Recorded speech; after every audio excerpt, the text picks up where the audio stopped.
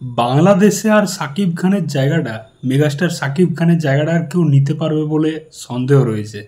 Shakib Khan day by day নিজেকে যেরকমভাবে পরিবর্তন করছে, নিজেকে যেরকম জায়গাতে নিয়ে যাচ্ছে, সেটা সত্যিই প্রশংসা করার মতো। ভাই, সোলজার সিনেমার একটা লুক রিভিল হয়েছে শুটিং ফ্লোর থেকে। এই যে লুকটা দেখতে পাচ্ছ, তো এখানে সাকিব খানকে একদম আমরা সেকেন্ড লুকটা যেটা বেরিয়েছিল সাকিব খানের, যেখানে একদম পুরো ক্লিন শেভ, একটা গোপ রয়েছে, ঠিক ওই লুকটাতে আমরা দেখতে পাচ্ছি। ব্যাপক লাগছে ভাই, সিরিয়াসলি। সাকিব খান সে নিজেকে যেরকম পরিবর্তন করেছে প্রিয়তমা সিনেমার পর থেকে, আমি বারবার বলেছি যে প্রিয়তমা সিনেমাটা ছিল সাকিব খানের একটা টার্নিং পয়েন্ট, তার কেরিয়ারের টার্নিং পয়েন্ট। একদম 2.0 ভার্সানে সাকিব খান নিজেকে প্রেজেন্ট করেছে। যেরকমটা আমাদের প্রসেনজিৎ চ্যাটার্জি অটোগ্রাফ সিনেমা দিয়ে একটা নতুন রকমভাবে প্রসেনজিৎ চ্যাটার্জি তৈরি করেছিল, ঠিক সাকিব খানও কিন্তু প্রিয়তমা সিনেমা দিয়ে একটা নতুন সাকিব খান বক্স অফিসে বা সিনেমা জগতে নিজেকে প্রেজেন্ট করেছে। তো প্রিয়তমা সিনেমার লুকগুলো দেখবে, সেখানে দুটো লুকে আমরা সাকিব খানকে দেখতে পেয়েছিলাম। তারপর তুফান সিনেমাতে একটা অন্যরকম লুকে, পুরো লম্বা চুল, বেলবট প্যান, হেভি। তারপর তাণ্ডব বা বরবাদ, সেই সিনেমাগুলোতেও কিন্তু লুক নিয়ে এক্সপেরিমেন্ট করেছে মেগাস্টার সাকিব খান। এবং সোলজার সিনেমাতে তাকে শোনা যাচ্ছে যে 5 রকম লুকে দেখতে পাওয়া যাবে। তার 2 রকম লুক আমরা দেখতে পেয়েছি। ফার্স্ট লুক পোস্টার, যেখানে চিৎকার করছে, গাল ভর্তি দাড়ি, ওটা তো একটা অন্যরকম লুক ছিল। আবার সেকেন্ড লুক পোস্টার যেটা যেটা একদম ক্লিন শেভ, একদম সোলজারের বেসে তাকে দেখতে পেয়েছি, একদম গোপ ছিল একটা, যে লুকটা এখন ভাইরাল হয়েছে শুটিং ফ্লোর থেকে। তো সেখানে সাকিব খানকে একদম অন্যরকমভাবে দেখতে পাচ্ছি। তো এই Shakib Khan day by day যেরকম স্ক্রিপ্টে কাজ করছে, যেরকম সিনেমা নিয়ে আসছে, যেরকম লুক নিয়ে আসছে, ভাই সেটা সত্যি প্রশংসা করার মতো। এই মানুষটা মানে ভাই চ্যালেঞ্জ করেছে যে বাংলাদেশের সিনেমাকে একদম অন্য জায়গাতে নিয়ে যাবো ভাই, নেক্সট লেভেলে নিয়ে যাব। সত্যি তাই। তাণ্ডব সিনেমাতে সাকিব খানের অভিনয় মানে আমার ব্যাপক লেগেছে। রিসেন্ট টাইমে সাকিব খান যতগুলো সিনেমা করেছে, বরবাদ বলো বা তুফান বলো, বেটার লেগেছে আমার তাণ্ডবে।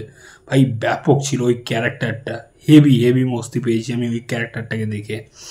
তো সাকিব খানের আপকামিং সিনেমা আসছে সোলজার, যার একটা ফার্স্ট লুক পোস্টার বেরিয়েছিল যেটা ঘ্যামা ছিল, সেকেন্ড লুক পোস্টারটাও হেভি। এবং শুটিং ফ্লোর থেকে কিছু ভিডিও ফুটেজ দেখতে পাচ্ছি লিক হয়ে গেছে, এবং এটা সাকিব খানের সিনেমা তো বরাবরই হয়েছে। তাণ্ডব সিনেমার বহু ফুটেজ লিক হয়ে গেছিলো, তাও সিনেমাটা ব্লকবাস্টার।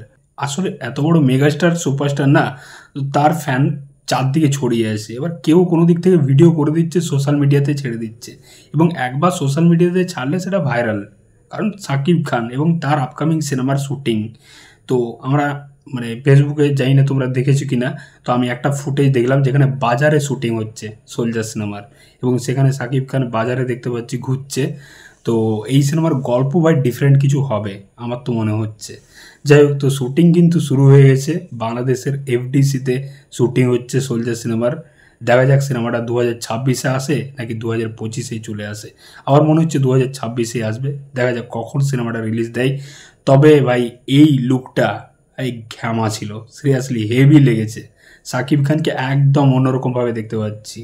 একদম আমাদের জিতদের যে খাকি দ্য বেঙ্গল চ্যাপ্টারের যে লুকটা ছিল, ঠিক ওরকম লুকে দেখতে পাচ্ছি। তবে কপি বলবো না ভাই, এগুলোকে কপি বলে না। দেখো, এরকম সাকিব খান তার 15 বছর আগে সিনেমা করে নিয়েছে। ওরা দালাল বলে একটা সিনেমা ছিল সাকিব খানের, ওইখানে এরকম একটা লুক আছে। তারপর আমি নেতা হব বলে একটা সিনেমা আছে, আমি নেতা হব মনে হয়, যাই হোক, ওই সিনেমাতেও কিন্তু সাকিব খানের এরকম একটা লুক আছে। নাকাব সিনেমাতেও এরকম একটা লুক ছিল। তো এর আগে হয়েছে এরকম ক্যারেক্টার করেছে বা এরকম লুকে সাকিব খান এসছে। তবে এখন সাকিব খানকে যেরকম একটা ম্যাচিউর, যেরকম একটা গাম্ভীর্যতা, যেরকম একটা ক্যারেক্টার দেখতে পাচ্ছি আমরা, তো ভালো লাগছে ভাই দেখতে। তো দেখা যাক এই সিনেমাটা কখন আসে। তবে এই লুকটা ভাই হেভি ছিল, সাকিব খানকে কিন্তু সলিড লাগছে ভাই, পুরো একদম ধাসু লাগছে। যাই হোক, তোমাদের মতামত কিন্তু অবশ্যই কমেন্ট বক্সে জানিও। তোমাদের এই লুকটা কেমন লেগেছে সাকিব খানের, অবশ্যই কমেন্ট বক্সে জানিও। চললাম, দেখা হচ্ছে পরের ভিডিওতে। চ্যানেলটাই নতুন হয়ে থাকলে কিন্তু অবশ্যই সাবস্ক্রাইব করে যাবো। টাটা।